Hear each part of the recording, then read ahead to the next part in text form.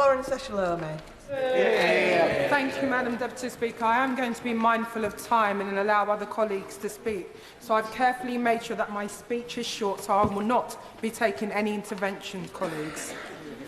I voted against this bill at second reading on the grounds of inadequate safeguards against the coercion of minority communities. This was based on my belief that if we are to legislate for something as serious as the end of someone's life, then that bar it should reach to be deemed safe needs to be much higher than in other areas. In the time since, I have closely followed the scrutiny that this bill has received at committee and report stage. Madam Deputy Speaker, I hope that my concerns would be addressed, but I'm sad to say I'm even more worried now than I was then. Before we get onto the important new clauses and amendments that would provide important safeguards, I want to state again that I do not think that this bill is the appropriate mechanism for a national decision of this magnitude to be made.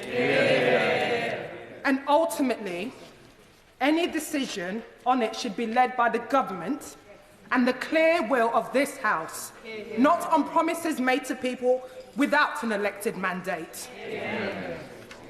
I want to pay tribute to the work of tireless campaigners on a number of important issues in relation to the scrutiny of this bill since second reading. This has resulted in many amendments and new clauses being tabled by members from across the House aimed at strengthening the protections for at-risk groups. As I alluded to, I sadly do not have enough time to speak to all of them that I support, but I am grateful for the many efforts of many who have led up and spoken today. I will speak to Amendment 16, which is tabled in my name.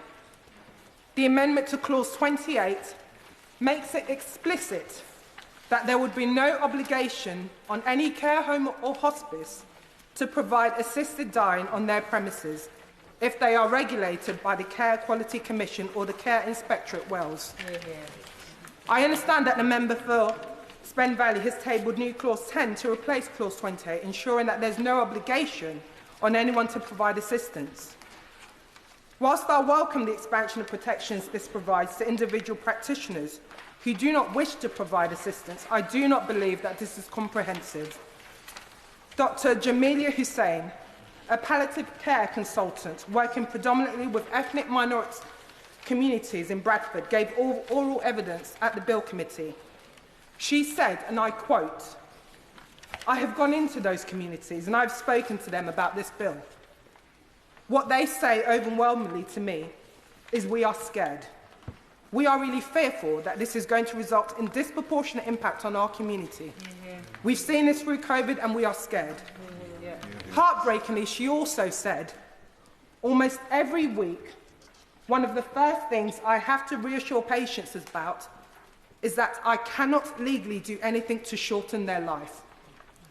This is front and centre of the fear of those patients, and we see it all the time. This is not an academic or theoretical risk.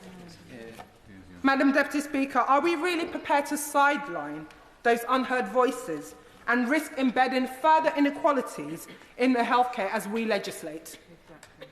We are all elected to this place to elevate the voices of those who feel they are furthest away from power. And if we are to achieve this, we must make decisions to honour their experiences and to legislate to offer to protect them. But if hospices are unable to opt out of providing assisted dying as a collective policy, then the people who already feel ignored by the healthcare systems are more likely of fearing accessing the care they need at the end of their lives. This would further create unnecessary suffering, something I know that we are all united in wanting to avoid. And it is on this theme that I will close. I do not doubt the good intentions of any members choosing to support this bill today, and I thank the many constituents that have contacted me on both sides of this. But, Madam Deputy Speaker, as politicians, we have to be clear that members with valid concerns about this bill are not raising it because of some ideology or religious belief. It is because we recognise that if this bill passes, it may impact everyone, not just those who may wish to die. It is not wrong or scaremongering to consider the wider family life relationships with feelings of burdens or coercion, including vulnerable women and people from a BME community at the end of their life.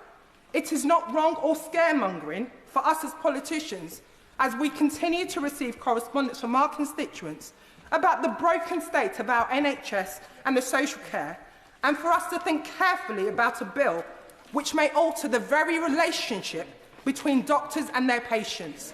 And it is frankly insulting to disabled people, hard-working professionals up and down the country who have raised many valid concerns about this bill, to have it dismissed as religious beliefs. But I've sadly come to the conclusion that instead of giving the universal right to dignity in death, it will come and it will reinforce the health inequalities that deprive so many from our vulnerable communities that dignity in life. I urge members to keep this at the forefront as we vote today and to reject this. I call Sarah Boone. Thank you.